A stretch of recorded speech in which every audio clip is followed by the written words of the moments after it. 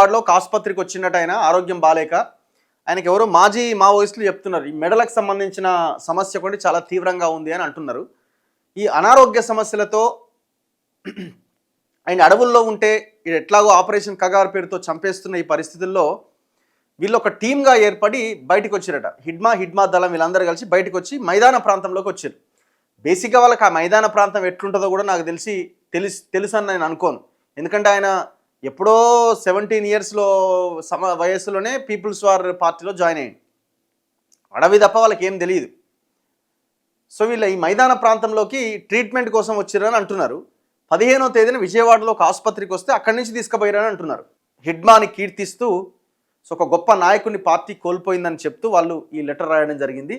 November 23 అంటే రేపు దేశవ్యాప్త నిరసన దినంగా మేము పాటిస్తున్నాం, ప్రజలు కూడా పాటించాలి.